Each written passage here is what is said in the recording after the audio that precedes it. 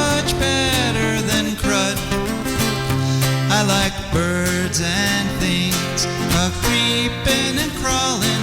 Won't trade no more oil for blood. The sun done give us all we need to make this country run.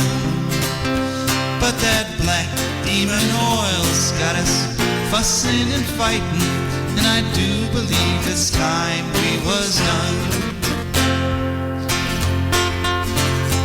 I don't want them nukes run by them kooks who think radioactivity is fun. No more three-headed frogs or kids with leukemia. Nuclear power ain't fit for a dog. The sun done give us all we need to make this country run. But that nuclear power's got us fussing and fighting, and I do believe it's time we was done. No nukes! Good morning, Toledo, and good afternoon, Columbus, and hello to those of you listening on the internet, wherever and whenever you are. My name is Joe DeMare, and I'm here with my erstwhile co-host, Rebecca Wood. Yes, and together, Rebecca and I are going to bring you an incredible hour of radio called For a Green Future. For a Green Future is a show where we talk about ecology and the environment. And we talk about it in the ways it affects you, your wealth, your health, your happiness, the wealth and health and happiness of your friends and your family and your pets and your gardens, because, you know, we are deep in gardening season there. And if you have questions about that or any kind of ecology or environment question or comment, feel free to call in during this next hour at 877-909-1007. That's 877-909-1007. Or you can send us a text at any time during this hour at 419-973-5841. And we have our text reading device all set here, and we will just put you right up on the air. Got a great show lined up for you today. And I must say, a much more comfortable show than... than last week. People who were listening last week might remember I actually got stuck in my van and had to do the whole show from the car, which was quite challenging. So, but now we're here in 100.7 sumptuous radio studio, you know, with cool professional level mics at our lips here, and we're ready to do a fantastic show. So what we're going to do is for the next 10 minutes or so, I'm just going to chat about some stuff that struck me during the week. Then we have a guest coming on, probably our most frequent guest, Diane D'Arrigo from NIRS, Nuclear Information Resource Service. And then I'll hear from our sponsors and our advertisers. And then Rebecca will be talking to us about, what exactly will you be talking to us about, Rebecca? Plymouth Bay and the old Holtec nuclear plant. Plymouth Bay, beautiful area. I've been there myself. And then we've got some ecological news. And as I say, hopefully at some point during the show, we'll hear from you at either texting 419-973-5841 or calling 877-909-1007. Okay, so this week was an interesting week in terms of ecology and the environment. One thing that happened last week, you know, several weeks ago, we did a show with Sandy Bin from Waterkeepers talking about Lake Erie runoff and so forth. And then following us, the Blade did an article last Sunday called State Vows to Keep an Open Mind on Manure Research by their environmental writer, Tom Henry. And basically, I wanted to bring it up because the thrust of the documentary that we were talking about was blaming CAFOs, concentrated animal feed operations, for the algal blooms in Lake Erie. And the Tom Henry article points out that there's some studies showing that fertilizer runoff, you know, the pesticides and the herbicides and the fertilizers that they spray on the fields are actually also responsible. And there's some debate. It's like, you know, one study says 60-40, the other says, you know, 40-60, another. But the thing to keep in mind is that both of them are problems, and it's not a question of if you fixing one and leaving the other one as it is. Obviously, we all have to fix both of them. So there's some controversy over which is worse, but in reality, they're both about half. So we need to tackle both those aspects of it. But I just thought it was interesting that the Blade was following us by like a couple of weeks there. So once again, we're in the forefront. I might be Facebook friends with Thomas Henry because I remember him. I think I went and met him at the newspaper guild protest, or maybe that was somebody else. I don't know. Yeah, you might be. I'm Facebook friends with him. That time that the Blade owners brought the speaker to town who said that their employees were scum and deserved to be killed. Oh, yeah, no, I wasn't at that protest. But my last... It's just really me and some newspaper dudes. The last interaction I had with Tom Henry was he posted a picture of Wonder Woman and basically said, like, this is my wife. He was comparing his wife to Wonder Woman. So I had to, smart aleck he put in there. So how are you handling that lasso of truth thing? Good question. And so, so there was that. And then something else that happened to me this past week. HBO has a new documentary. It's called Chernobyl, The Lost Tapes. And, of course, any regular listener to the show would know that I could not resist a show with that title. And what it is the Soviet Union, when Chernobyl happened, the Soviet Union was so confident that they were just going to fix this problem through heroic efforts by the Soviet Army that they actually sent their propagandist filmmakers in there to film everything they did because they were going to do it, look at us, how wonderful we are.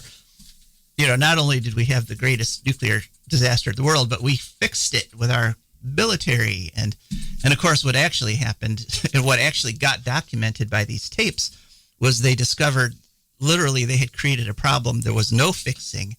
And all these brave, thousands of brave people that went in there to try to fix it, running in and moving radioactive chunks of the core and tossing them into holes and things like that.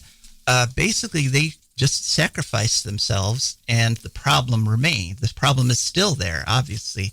So it was instead of being this wonderful propaganda opportunity for the Soviet Union, it became the actual film is just this heartbreaking documentation of these wonderful, brave young men who, and as this came out in the tapes, within a year or two, just started dying like flies from cancer. And one of the most important points that this documentary made is that the official number of deaths given by the Soviet Union was 31. And I am still running into nuclear trolls, pro-nuclear trolls on the internet, on Twitter and places like that still claim that is the number of deaths that actually happened.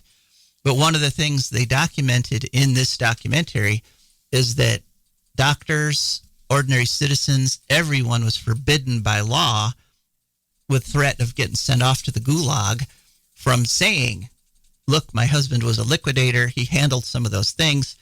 And, 2 years later, he died of cancer.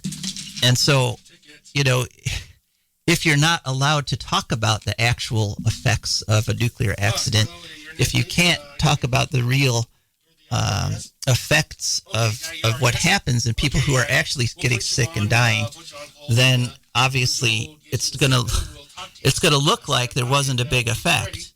But I'm very, but essentially, basically, 40 years later, 25 years later here, the truth is coming out, and it shows up in this thing. So I urge everybody to watch this. And it's also amazing how closely the HBO miniseries Chernobyl, how close to the actual events they were and how they got all their facts right in that really moving documentary, or in that really moving miniseries that they created, because we got to actually see the people they were dramatizing, and it was just heartbreaking. And so one of the most important points of the whole thing is at the very end, they're able to say, because now they have these films documenting it, that the real number of people who were killed by the radiation at Chernobyl is more like 200,000, And other studies have shown it could have been as many as 1 million that have died from Chernobyl. And so, take that, pro-nuclear trolls, with your 31 deaths. This is why I feel sorry for Russian soldiers. Everybody, I know I'm not supposed to because, they're complicit and they should, desert and stuff because of the Ukraine war. But, nobody wins wars. There's a loser and there's an even bigger loser. And that's how it works. Mm-hmm. Right. And everybody involved in the Chernobyl cleanup lost. Yep. And it also... They treat Russian soldiers like homemade crap. Yeah, they did. They literally just tossed them in there to die. And the other thing that struck me was that the efforts the Soviets made to suppress the information exactly mirror what Japan has done to suppress the information coming out about Fukushima. I mean, literally, Japan has passed laws saying that doctors cannot discuss illnesses that could be related to radiation. They have said that the press cannot put stories about possible health effects of the people who've been exposed to the Fukushima radiation. Literally, they took the Soviet Union's propaganda playbook and they copied it. And actually here in the U.S., we now have something called Biden has created the Office of Nuclear Energy, which literally is just a pro-nuclear propaganda government agency, which is spending billions of our tax dollars to convince us that nukes are a good idea when, in fact, they suck. Stay tuned because the word Fukushima is going to be coming up in reference to Plymouth Bay and Holtec also. Oh, really? Yes. Oh, didn't know that. All right. Well, our guest has joined us, and so I think this is also going to tie right in with our little introduction there. Diane, are you with us? I am. Okay. Could you just remind everybody your name and title? My name is Diane D'Arrigo. I am with Nuclear Information and Resource Service out of the D.C. area, tracking nuclear power, nuclear waste, and radiation issues for a few decades now. And Joe, you asked me to come on today to talk about, there's two things. I think we can only really cover two things. And one is contacting Marcy Kaptur, Representative Kaptur from Northeast Ohio, because of her important role in the Appropriations Committee of the U.S. House of Representatives. She's the chair of the subcommittee on energy. And so I wanted to talk about messages that folks need to be making to her, not just right now, but in a sustained way for the next year or so, because she has a very pivotal role in funding bad nuclear projects and is unfortunately doing that.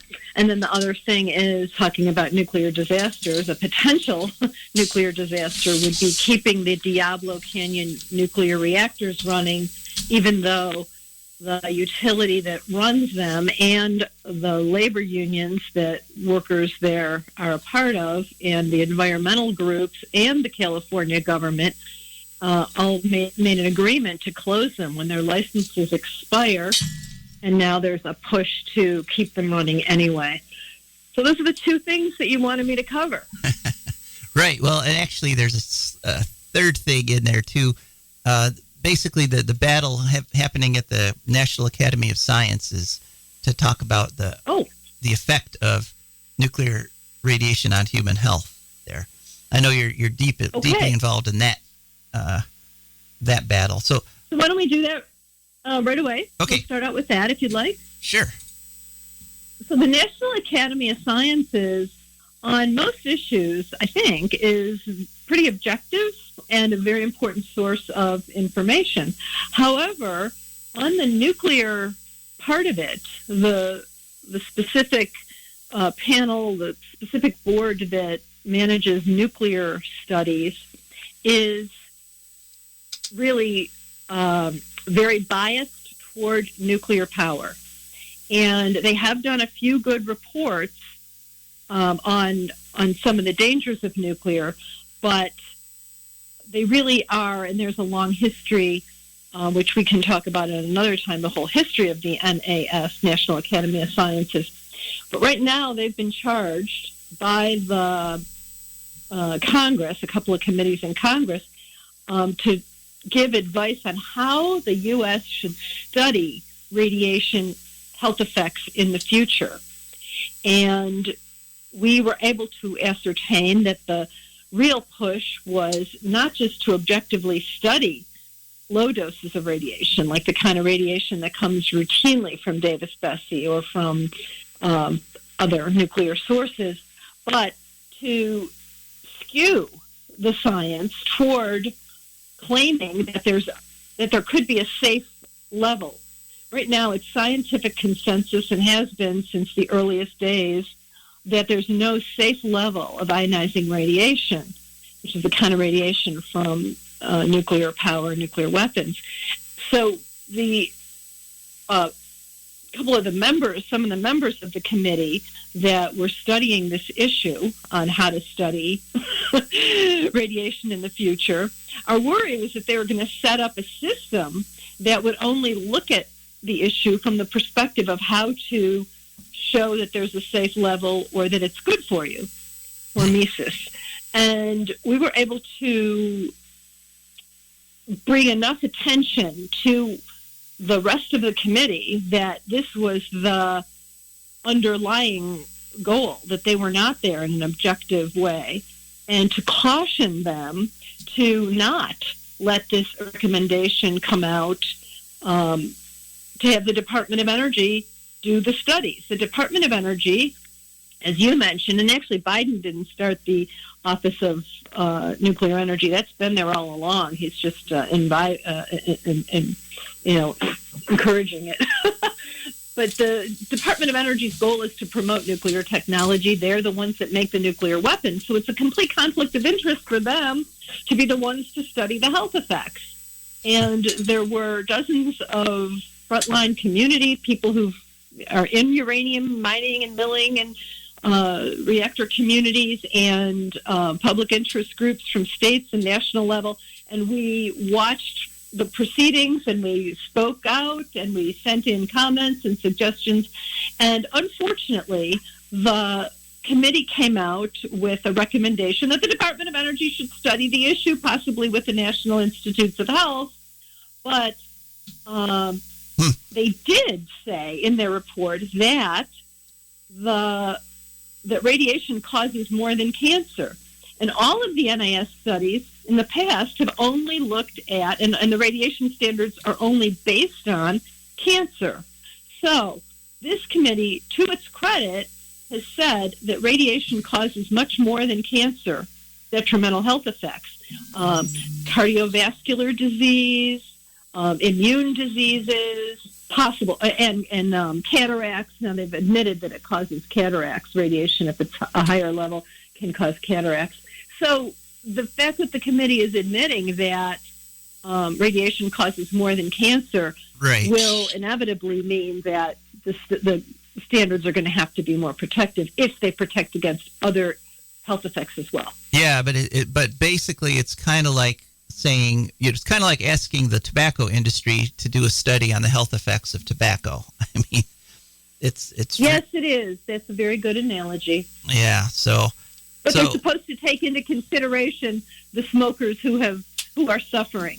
They're supposed to get independent advice from them that's not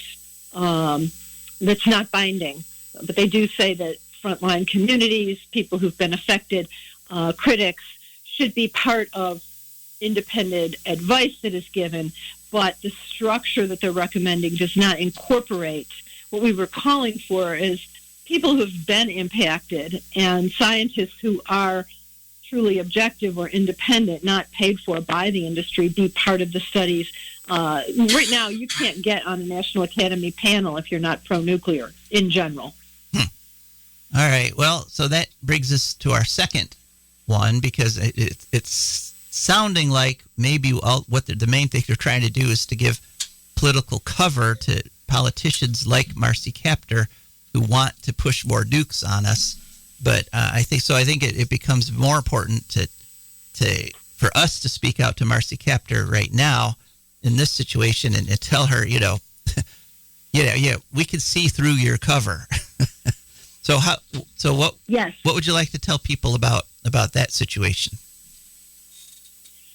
Okay, we've talked on your show before, Joe, about how very dangerous the radioactive waste is that comes out of nuclear power reactors, that the irradiated fuel, the high-level waste that comes out of the core, it can give a lethal dose unshielded in seconds, and that it remains dangerously radioactive for literally millions of years. So it has to be isolated for that long. And there is no way in the world to isolate anything for that long. There's no container that lasts that long. So we have over, I believe, 80 sites with over 100 nuclear reactors, some closed, some still operating across this country, over 400 around the world. Yeah, and continuing as they operate, they're making high-level, and then we've talked about so-called low-level waste. So with regard to this high-level waste, it's building up, it's put into water-filled pools, it's stored there for a while, then it goes into dry storage, and the dry storage containers are going to last for a while, but not as long as the waste. In fact, some of them have already passed their design life, and we've got these pools and dry storage containers at reactors across the country. A really bad idea that Congress passed in '87 was to ship it all out to Native American sacred land in Nevada and the Western Shoshone land and dump it in Yucca Mountain. Science showed us that Yucca Mountain would not isolate it, that it would leak at higher rates than is acceptable, even though they changed the acceptable levels 4 times. So the Yucca Mountain site, which was a very bad idea, is essentially canceled. It's still on the books as where it's going to go, but it's not going to proceed at this point, and it should not proceed. So in the absence of having and fortunately, Kaptur has been opposed to Yucca Mountain, probably because of directives from above. I don't know that, but she's not been pushing the Yucca Mountain bad idea. What she's doing instead is pushing what's called consolidated interim storage. So instead of demanding hardened storage and better containerization and storage where the waste is now until there's a permanent place if ever to bring it, she is supporting this very dangerous idea of moving it to a supposedly interim site or sites. And the way that she is supporting this is allowing provisions in the energy budget, the U.S. Department of Energy budget. And over the years, there's been $10 or $20 million for nuclear waste temporary storage. Now, and it is temporary at the reactors, but they're not using it for better storage at the reactors. They're using it to promote sending it to another place.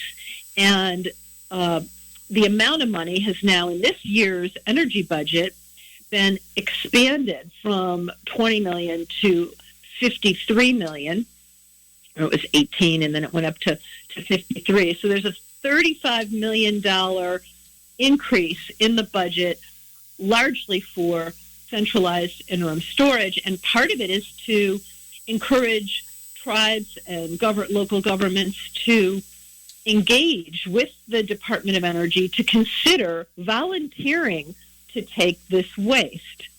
There are 2 sites that are being proposed in Texas and New Mexico for supposedly interim storage, and those are private ones. Kaptur seems to support whether it's a private one or a federal one, and what we need to, the message to her really needs to be to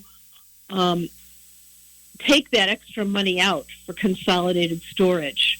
Now, on last Monday, the 21st of June, 2022, her subcommittee did approve the budget with $53 million, a big portion of it for consolidated interim storage.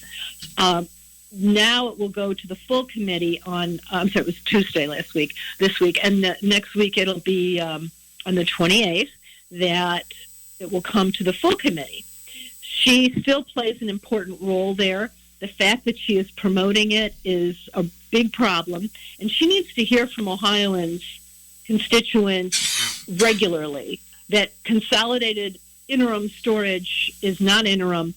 And one of the big problems is that it will trigger massive campaign of transporting nuclear waste, this deadly radioactive waste, on our roads, rails, waterways across the country for decades to get there. And then if it's interim, decades more. And we've talked about that before, how that literally means that, that you, meaning anybody who's listening to this show, stands a good chance of getting irradiated as these trucks hauling high-level waste use just the regular old highways, use the interstates and so forth. So this is I start every show talking about how these environmental issues affect you, your wealth, your health, and your happiness. And here's one that literally, if you want to avoid getting irradiated with nuclear radiation, we have to stop this consolidated interim storage thing.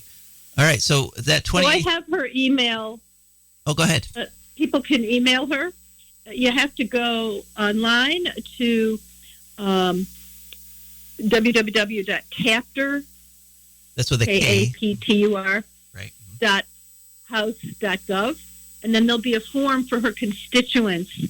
I don't have an email for her, but there is a number for her office, 202-225-4146.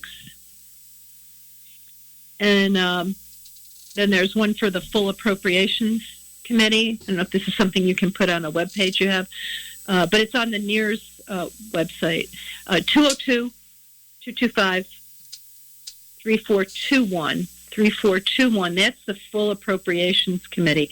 So those are places to call and tell the subcommittee and Kaptur's office no to consolidated interim storage, cut the budget. Was that Kaptur at house.gov, or was that? No, that was her. It was actually a web page to go to. And on that web page, there's a form that you fill out, and you have to have an address in her district to email her. I do not have a direct email, for her. Okay. The way that a lot of the representatives and senators have it set up now is, even though they're in charge of very important committees, the only people who can contact them from their website are their constituents. So that's why I'm also providing a phone number to leave a message. Gotcha. And at some point, maybe we can get direct email addresses. Okay. And so now we're running low on time here, so let's just real quick talk about the Diablo Canyon letter. So 179 organizations, over 50 from California, but like I say, 179 across the country, might have had a Canadian or two, have written to the Department of Energy, Secretary Jennifer Granholm, to tell her not to proceed with giving a subsidy to keep the Diablo Canyon nuclear reactors open. We lost a big battle, Joe, within the last year, in that when the infrastructure bill passed, which is supposed to help us out with COVID and a lot of other infrastructure issues, that $6 billion were allotted from our tax money to subsidize nuclear power.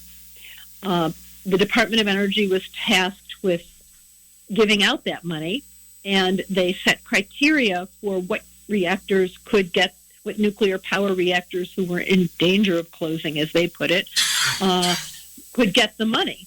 And the Diablo Canyon nuclear reactors and the Palisades reactor up in Michigan, and Diablo is 2 units on the coast of California, they do not meet the criteria that were set by the Department of Energy for this $6 billion. Regardless, a lot of reactors, it didn't look like many reactors were meeting that criteria. So they are in the process now of changing the criteria.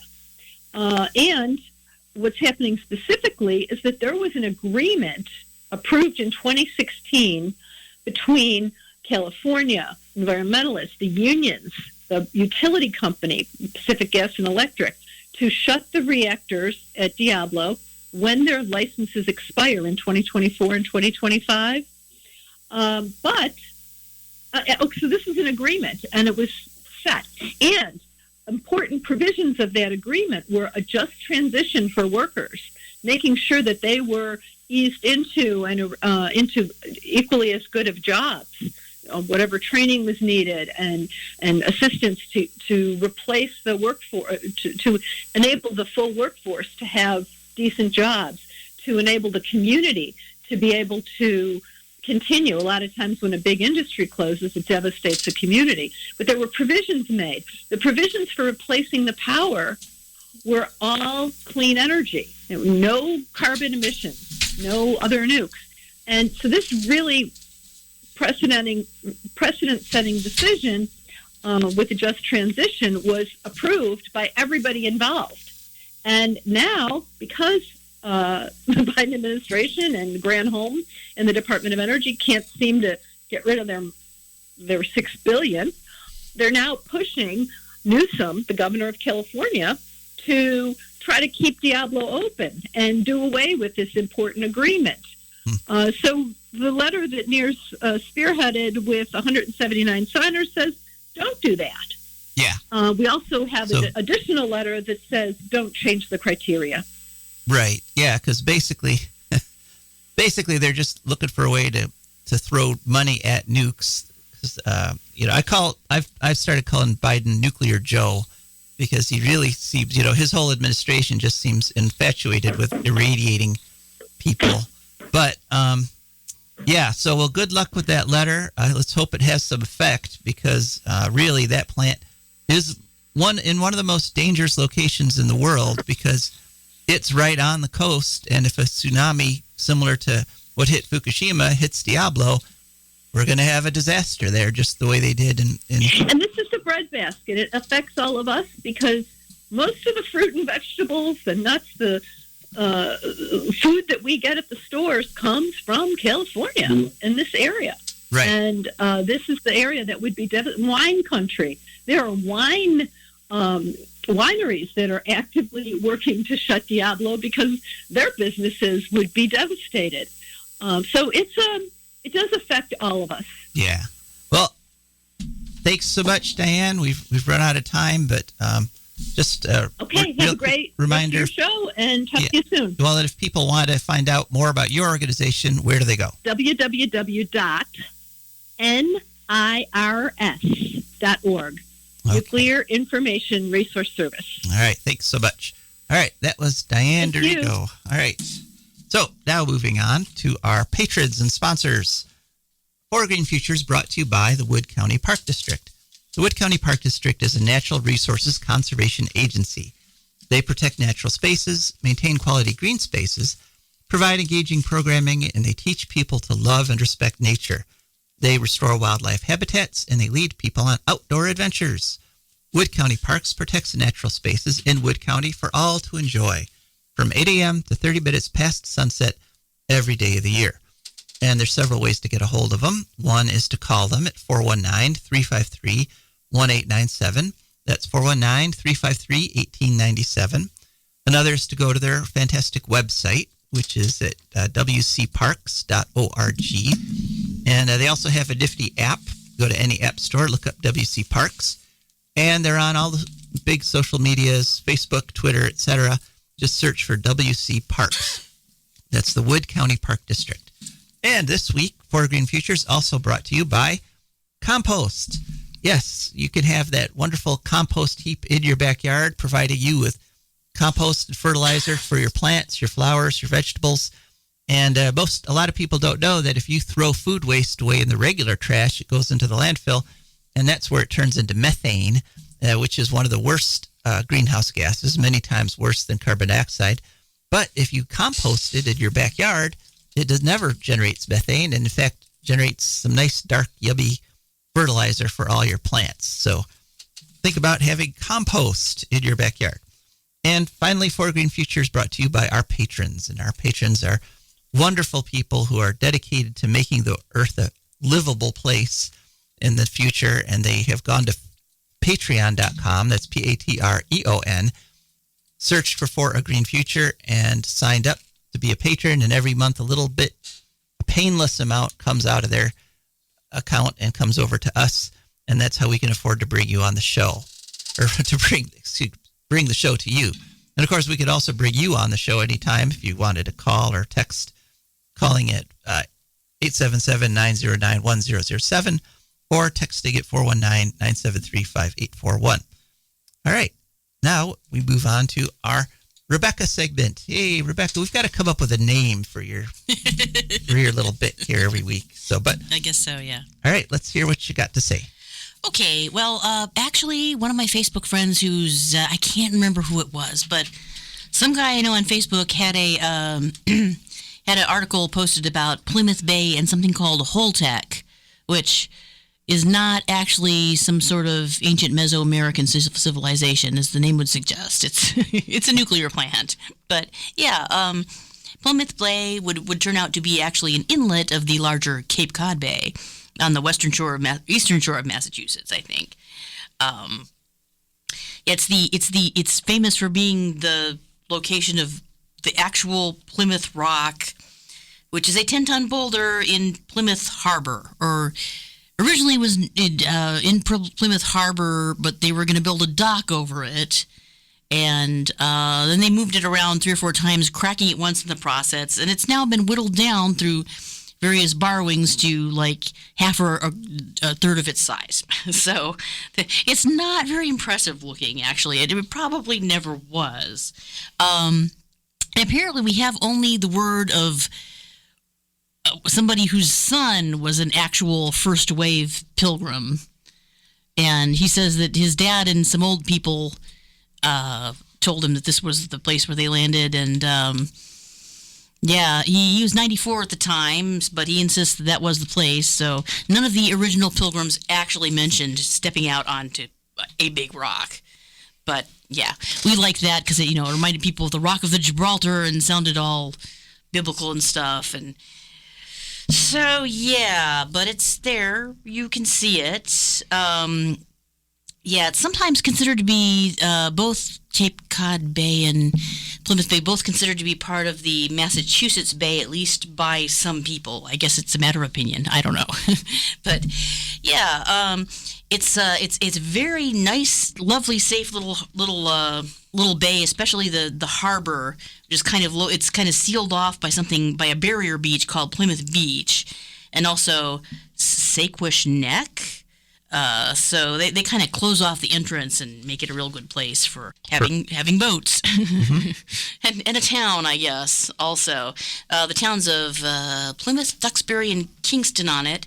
And it has the 2 inner bays of Kingston Bay and Duxbury Bay coming off of it. Also home to the James and Eel Rivers. And it's come in handy lately because it protects the area a little bit from red tide algal blooms, which the rest of the coast is subject to. So they either don't happen or they're less severe. But yeah, also the home of the closed since 2019 Holtec nuclear plant, which came to my attention because apparently they have 1 million gallons of wastewater that they need to get rid of. And much like Fukushima, they want to dump it in the bay. This was an article from April 2022, written by Jennifer McDermott in Boston.com website. And they may also be talking to evaporating it or possibly trucking it to another facility in another state. So really no good options, but the one they want is probably the worst. Yeah, I would say dumping highly radioactive water directly into fishing grounds is like the worst thing to do, yeah. Right, so it ran for almost 50 years, closed in 2019. The locals, including the fishermen, are against this plan of dumping the wastewater in the bay because going to lose lots of money on fish and also on all the vacation homes, and nobody's going to want to go swimming there anymore once it gets out. And their U.S. representative has asked the NRC to re-examine its regulations about this. and could set up they're worried because it could set a precedent for future decommissionings to be handled this way. And we're kind of at the very beginning of a potential wave of decommissionings, unless they do the thing like Joe's talking about, where they keep these rickety old plants online so they can perform even worse. As of May 2022, Senator Ed Markey had, quote, secured a commitment from Holtec not to dump the water in the bay, wastewater in the bay, and promises to hold them responsible. So if either Holtec or he meant that, that's good news. Mm-hmm. Yeah, Markey has long been an opponent of nuclear power.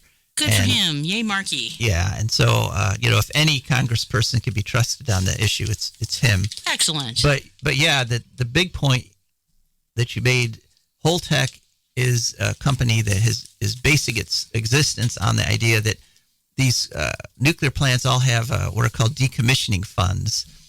And to do the decommissioning right, it looks like these funds are like woefully short. But Holtec has decided to come up with ways to do the commissioning wrong. On the cheap, yeah. On the cheap. That's always good. And you want to...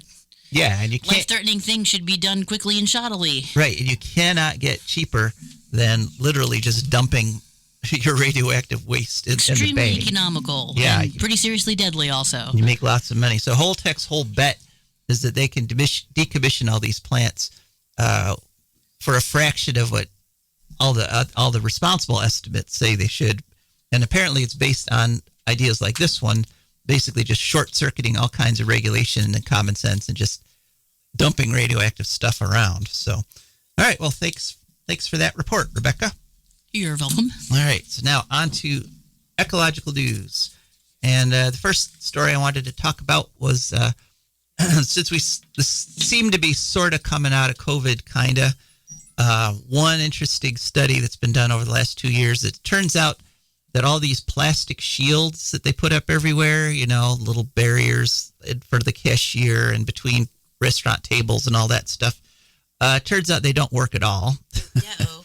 And it also turns out that they actually may make things worse because in terms of air currents and things, they can create sort of hot spots. They can create little eddies so that if there is like a sneeze or a cough with viral particles and you're sitting behind one of these things, it can actually sort of literally swirl around your head because you've got this plastic barrier there.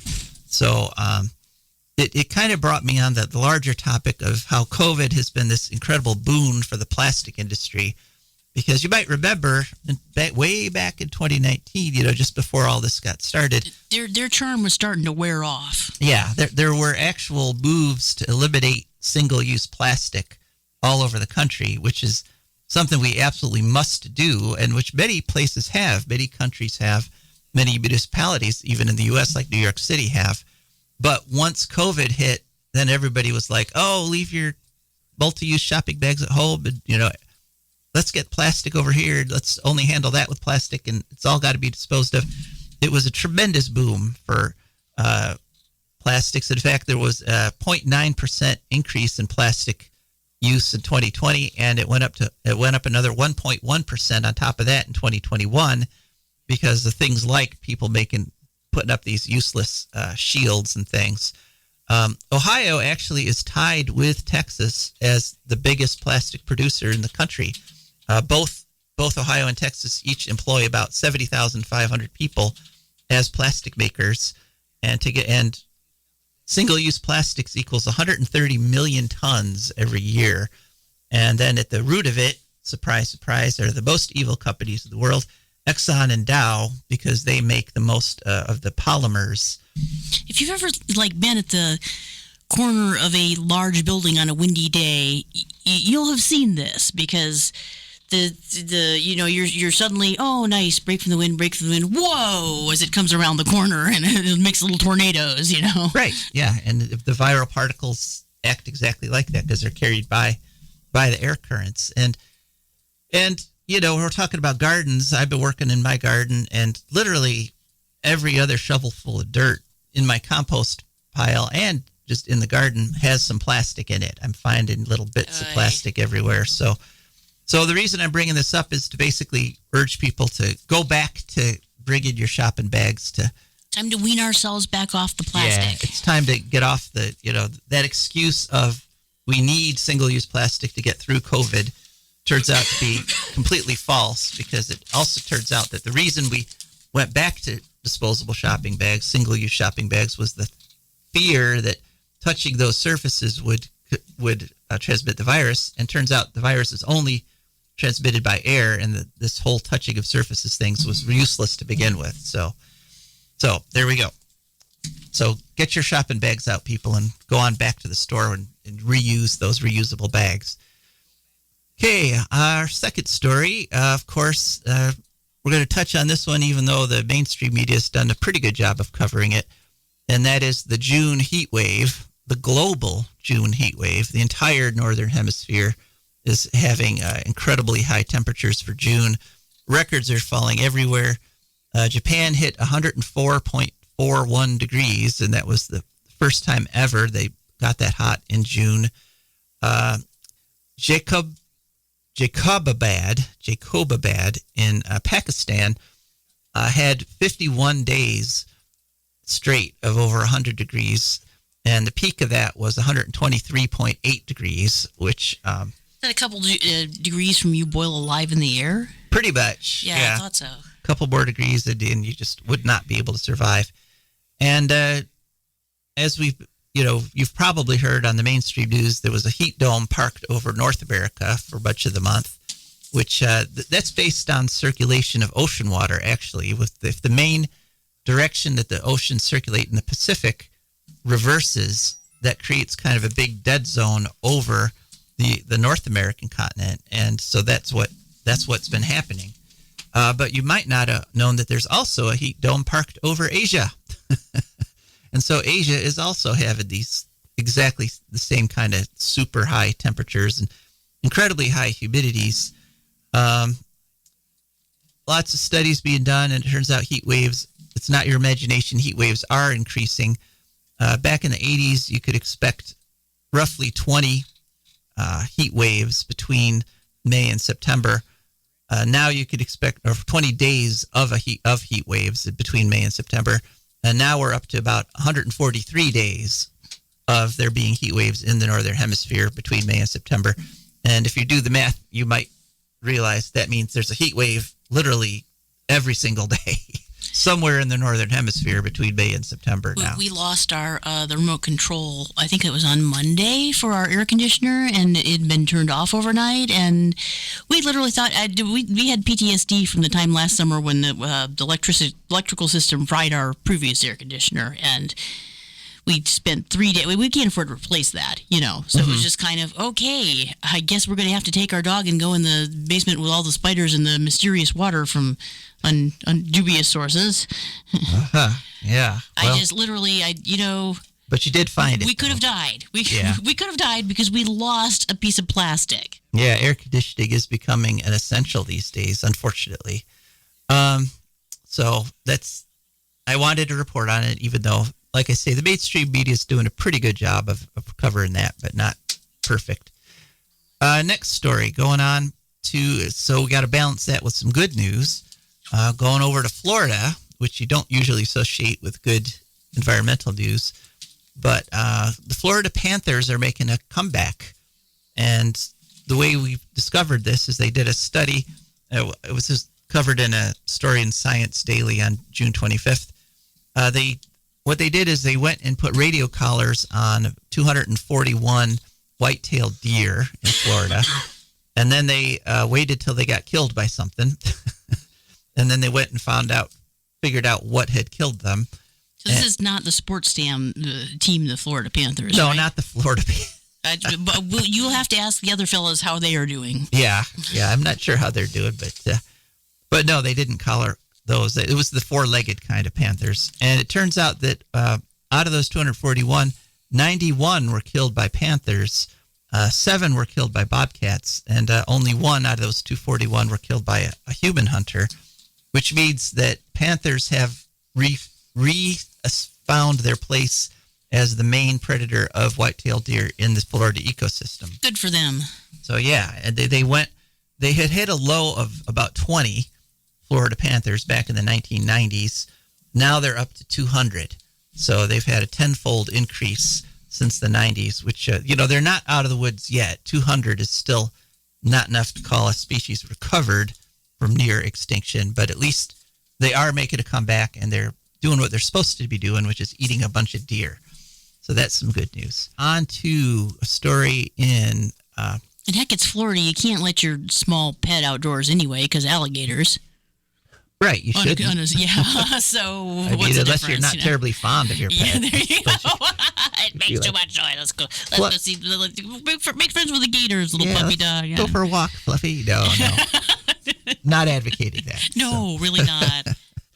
So anyway, next story. On the 24th of June, which is just a couple days ago, in a journal called Global Ecology and Biogeography, here we go with another horrible title, Hunting Infrastructure, Nocturnal Lights, Spatially Explicit Risk Mapping Reveals Direct Anthropogenic Impacts on Migratory Birds, which is a big scientific fancy way of saying that stuff humans do have been killing migratory birds. And they studied in Europe, 103 different species. They used satellite mapping because when birds migrate now, you can actually see them with satellites, so they're actually able to directly count them. And it was the University of East Anglia did this study, basically showing that the main reason migratory birds are declining is because of what humans have been doing to the ecosystems. So East Anglia is then trying to evidently make up for giving the world the Wood family. They may still As feel well they some should. guilt about that. I don't know. But yeah, and this is a case where, it just shows the value of going back to the original study, because I saw the first reference to this in a story at phy.org, which, usually they're a pretty good source for environmental stuff. But their version, when they read the main study and then they did their version of it, their summary of it, they kept talking about wind turbines, and they kept putting that first as if it was like the biggest thing killing migratory birds. And as we know from meta studies, wind turbines kill an average of one bird per turbine per year. And I went to the actual study, and in the summary of it, in the abstract, they never even mention wind turbines, because wind turbines are actually a very small aspect of bird mortality. Buildings kill more, electrical lines kill more, cars kill more, human hunting kill more, cats kill more. But this summary in physics decided to put wind turbines first for some reason. But taken together, and nocturnal lights are the other big thing. So during migratory phases, we should actually consider turning off nocturnal lights, turning off street lights, at least in the darkest part of the night, because that really confuses migratory birds, and it's one of the things leading to their decline. So, important study, and shame on phy.org for trying to scapegoat wind turbines when the people who did the study... I wonder if there's a way they could rig them so that it'd be like the red lights that change when your car pulls up on the thing that registers their weight or something. Oh yeah, you can. You can. Only before, obviously, it'd have to be like before the actual light. Yeah, some municipalities do have what's called a smart grid, a smart streetlight grid that can actually sense when there's a car on the road. Cool. And turn the streetlights on ahead of it and then turn it off behind it. Because most cities in America, 3 a.m, you'll get one car going by every 20 minutes or half hour. You don't need the streetlights on all that time. So it can be done, and we should do it. And our final story is something we should also be doing, something that I've thought this for a long time. I mean, for 10 years, I worked in a ceramics factory, and we actually had electrical furnaces that fired our huge ceramic pieces. And electrical furnaces are incredibly energy inefficient. And I thought, what we should do is we should have like a solar furnace to generate the heat to get the whole process started, because you use the most heat when you're first starting it up and getting it from room temperature up to 400 or 500 degrees. And there's a study in Clean Technica, Decarbonization Potential of Solar Thermal. And basically the NREL, National Renewable Energy Laboratory, has said that we can meet 25% of our temperature demands with direct solar heating. In other words, you just get a bunch of mirrors, and you focus them on a specific spot, and you can heat things up quite a bit that way. I actually did this in my backyard as an experiment. I had a piece of fused silica, and I had a little bit, like 10. They laughed at him at the university. They called him mad. Right. Wait, that was a Bowling Green City Council meeting. Never mind. Yeah, they did that there too. But basically, I lined up like half a dozen of these little 1 inch or 10 inch by 10 inch mirrors, focused them on a piece of fused silica, and I got that piece of fused silica up to 400 degrees in like 3 minutes. So it's very practical, and NRL says we can meet 25% of our thermal needs just doing it that way. Woohoo. And so we should. All right. Well, that's it, folks. Thanks so much for listening. This is Joe DeMare. And Rebecca Wood. We are signing off. Is fun. No more three-headed frogs or kids with leukemia. Nuclear power ain't fit for a dog. The sun done give us all we need to make this country run. But that nuclear power's got us hustling and fighting.